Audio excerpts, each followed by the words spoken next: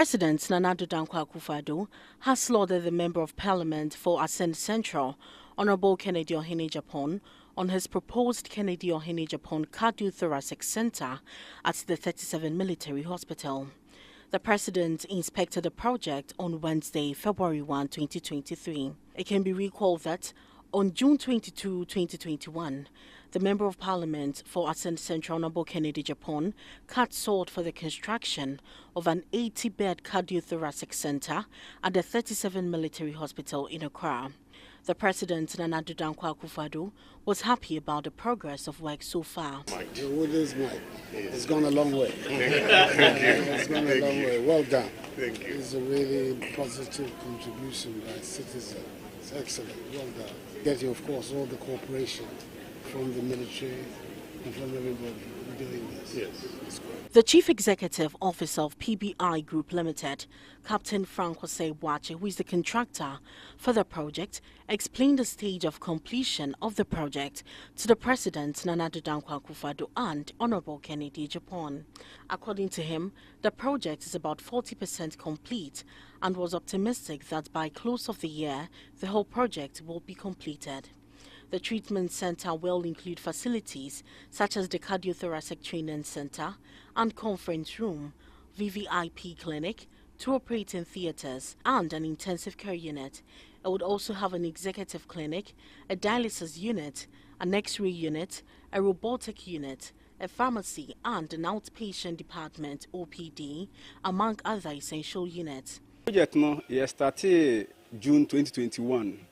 And say you do 40% of work done, which is second floor now, the last floor in the building.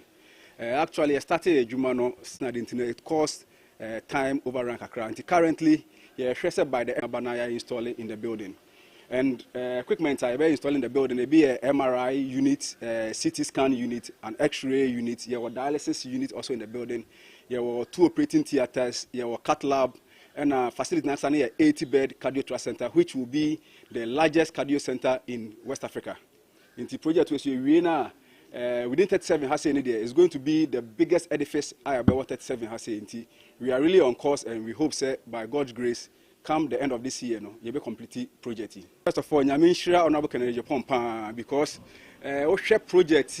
The cost of the project a single individual why na adwin say or person of finance and say and yes o sit down no waka say ono ane dia all running as a business but o see dia check or mine no e to ho che ade pa why a so ani and time bia so be call no any be discuss project no the way o seek encourage yes yanyire ho yanyi adwumaden na ma project mra so na emwa ga na mine no otimu say Honorable Kencity Agyapong wo abadaye pa ma o man yi a de why no Sebeka Sumba Bida, cause Mpunto, and I say health, dear, a who hiama or my pan to say, no beer, or drinipa, a home dimu, no too much. I said, nay, or share dialysis cases, I ban youth, even cry young people, no more heart problems, no normal. Now say individual by quite an argument said, obesity project be say aboa youth no near minor, make us wire their pan, NGP say. And Honorable Kencity Agyapong so na ye project we na president who say Jumadia honorable ye no e fata se obeba. Kencity Agyapong on his part expressed his appreciation to the president for his visit and says it is a blessing which means more to be done. He revealed to journalists that the project should have been completed by the year 2022 but unfortunately couldn't happen. However, he has assured the people of Ghana that the center would be ready by the end of the year with the installation of modern equipment. He concluded that the construction and finishing of the facility, which would have cost $3 million, would now cost $6 million. I think the promise 2020 is by 2021 next year, but a lot of things happen. Until the man delayed by a few started.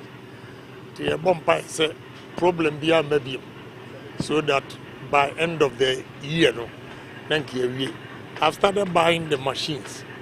You know, in Jersey, I bought MRI machine, a brand new, about $1 million.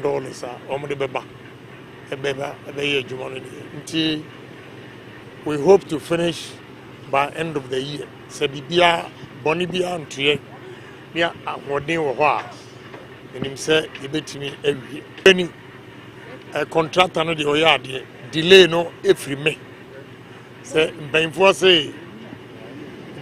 say sɛ wotwe ahoma ɛwɔ soro na ɛma na kyɛ sɛ bibi dim 2021 no enyioma kakra bi happen into the ma me slow down but they say no masa start here I will speed it up the contractor no the crane o di sika man there or the adwuma and I like the quality of work you know I believe say me ma ho keka no ekɔ the health providers are well taken care of, the facilities are well built, equipment well supplied, so that we will not travel outside for medical care. It may be recalled that in relation to the center, 7 medical officers were sent to India to train a specialist for the cardiothoracic center at a cost of $100,000.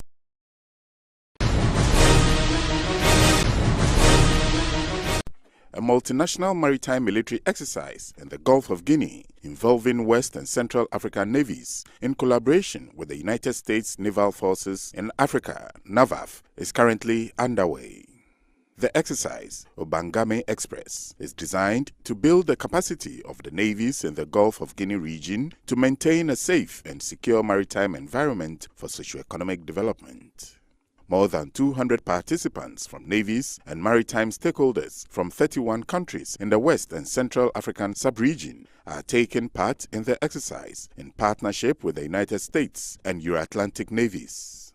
Obangame Express 2023 is being conducted in multiple areas at sea and ashore, a statement issued by the Public Relations Directorate of the Ghana Army and signed by Naval Captain Michael Adolabi, has stated. This year's exercise, which officially commenced on January 23, 2023 in Lagos, Nigeria, is expected to end with a closing ceremony on February 3, 2023 in Accra, Ghana. Patrols with the Ghana Police Service to combat armed robbery and other crimes. Your role in keeping our land borders safe. The protection of our maritime domain and airspace to secure our strategic assets. The provision of health services to many civilians in areas that you are deployed. The protection of the environment in the fight against the menace of illegal mining. The opening up of remote areas to facilitate economic activities. And your continued assistance through programs that target deprived communities in our society have improved greatly the maintenance of the peace and security we enjoy as a nation. The Defense Minister, Dominic Nitiwul, expressed his gratitude to the President for retooling the Ghana Armed Forces and said due to current military threats, forward operating bases are being established in selected areas in the country. He used the occasion to commend the hard work and efforts of all personnel, both military and civilian, of the Ghana Armed Forces. Your Excellency, the equipment and accommodation challenges still persist since your last visit, but with the various interventions your government is making, I am very positive that very soon these challenges will be a thing of the past.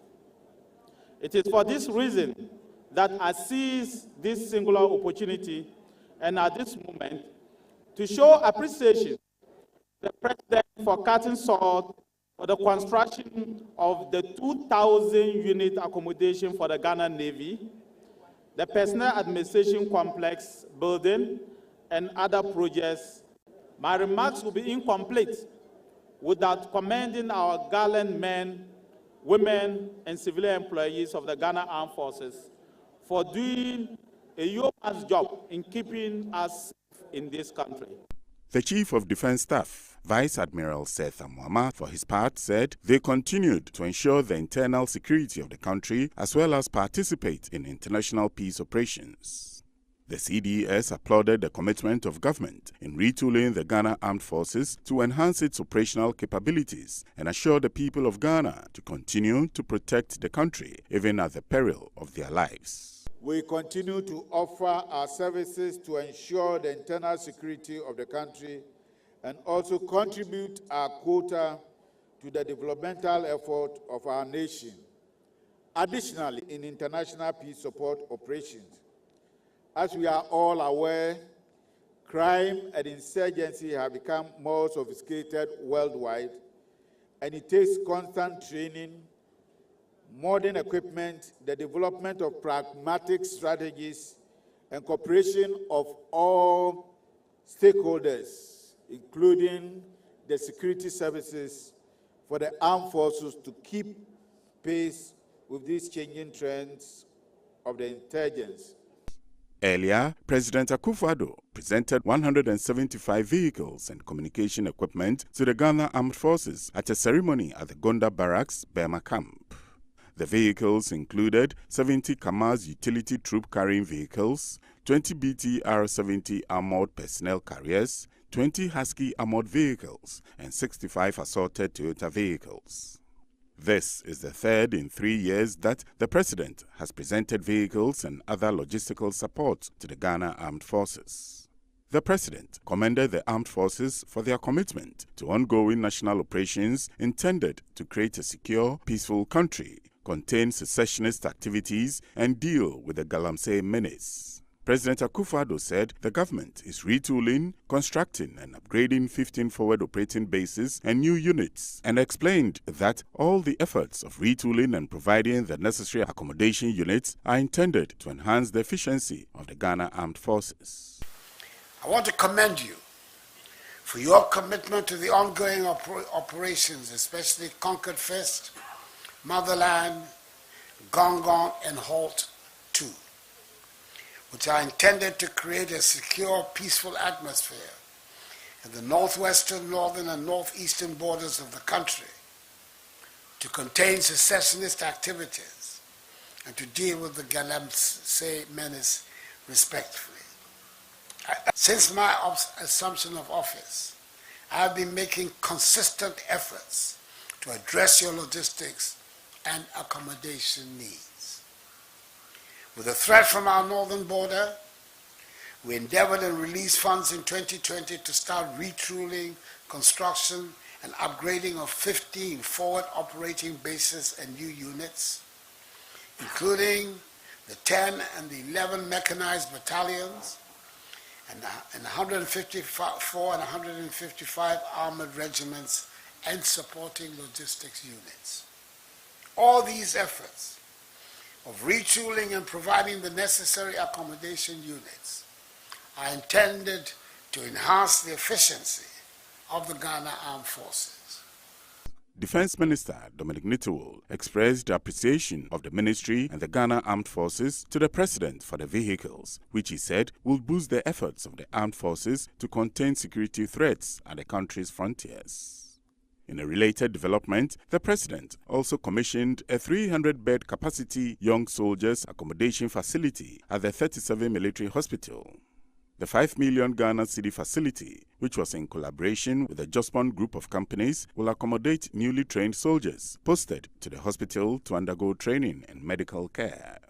President Akufo-Addo also inspected ongoing works at a cardiothoracic center at the 37 Military Hospital, which is being put up by the Member of Parliament for Asin Central, Honorable Kennedy Agyapong.